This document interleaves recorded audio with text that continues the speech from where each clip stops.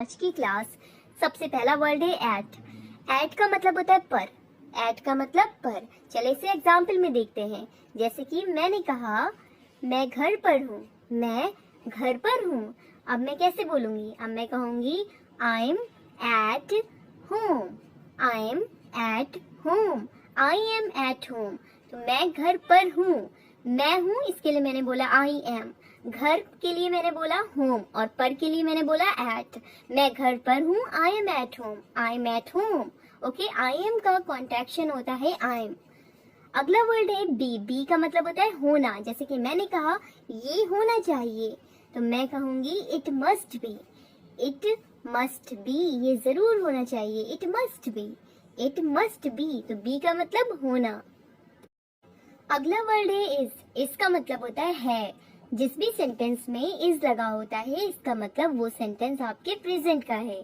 ठीक है, जैसे कि मैंने कहा मैंने कोई चीज देखी, मैंने कहा ये नया है, ये नया है।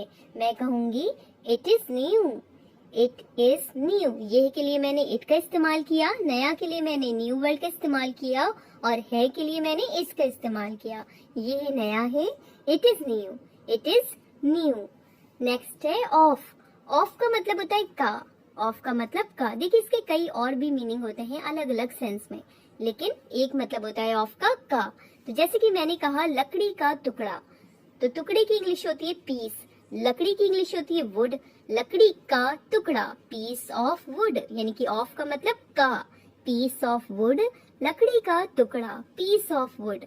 ओके, अगला है B Y. B Y by. तो बाय का मतलब होता है द्वारा, बाय का मतलब द्वारा। एक होता है बी यू वाई और उस बाय का मतलब होता है खरीदना और इस बाय का मतलब होता है द्वारा।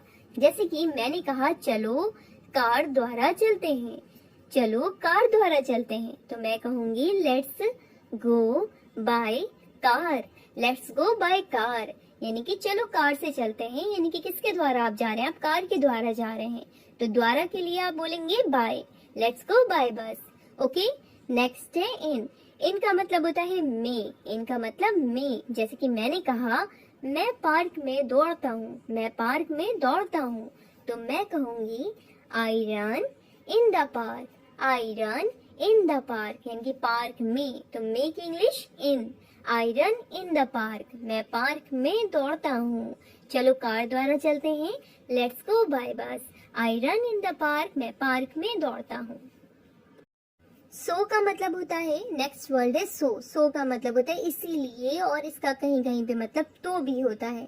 ठीक है, तो सो का मतलब इसीलिए। मैंने जैसे कहा इसीलिए मैंने बात की, इसीलिए मैंने बात की। तो मैं कहूंगी so I talked, so I talked, so I talked, so I talked, इसीलिए मैंने बात की। नेक्स्ट है एंड। एंड का मतलब आप सबको पता होगा, बहुत बार इससे इस्तेमाल किया जाता है। तो एंड का मतलब होता है और। एंड का मतलब और।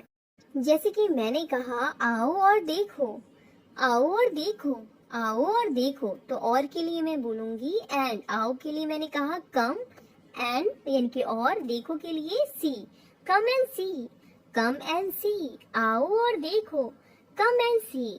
तो यहाँ पे एंड का मतलब क्या हो जाएगा? और। आओ का कम, देखो का सी, आओ और देखो, कम एंड सी।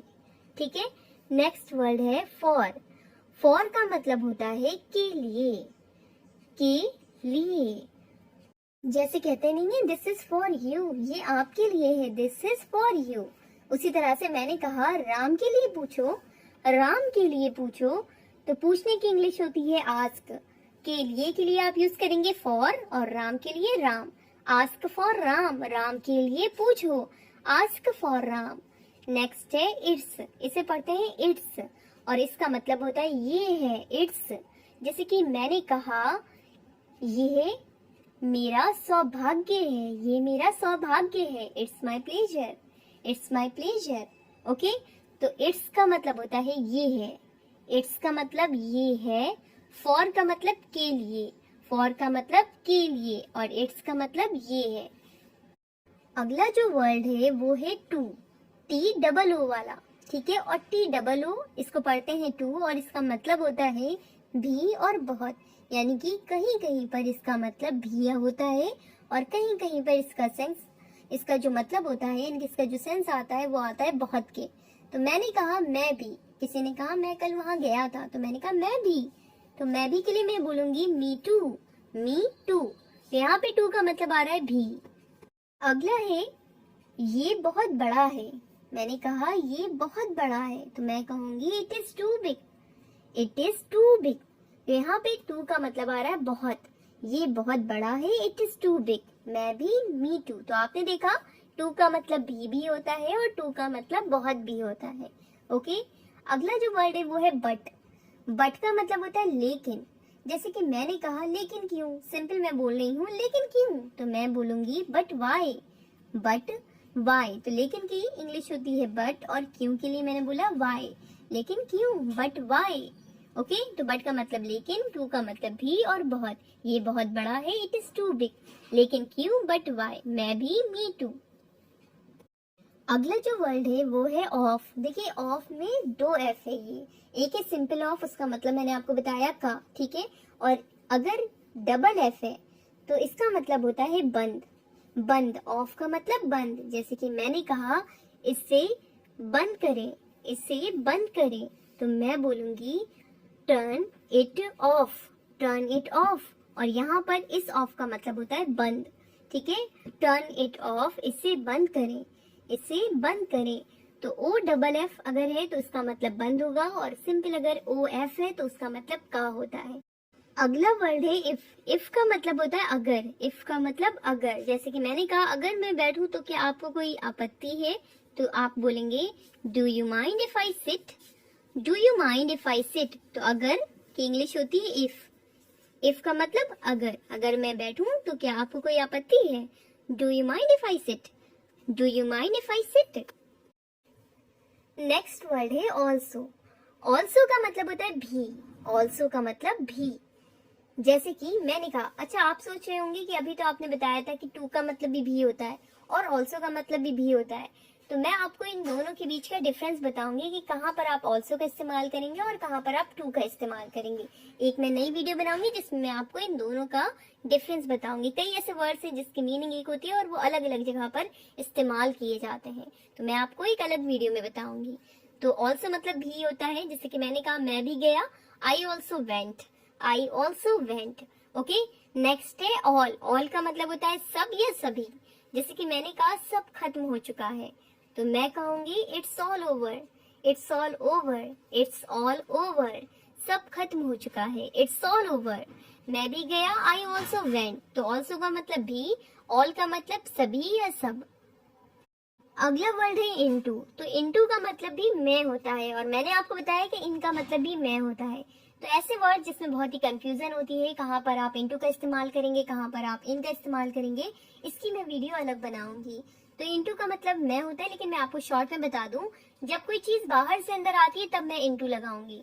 यानी कि जब मैं कह रही हूँ कि कमरे में जाओ, अब देखिए आप कमरे में बाहर से अंदर आ रहे हैं, कमरे में आप क्या कर रहे हैं, बाहर से अंदर जाएंगे, तो कमरे में जाओ तो गो इनटू द रूम।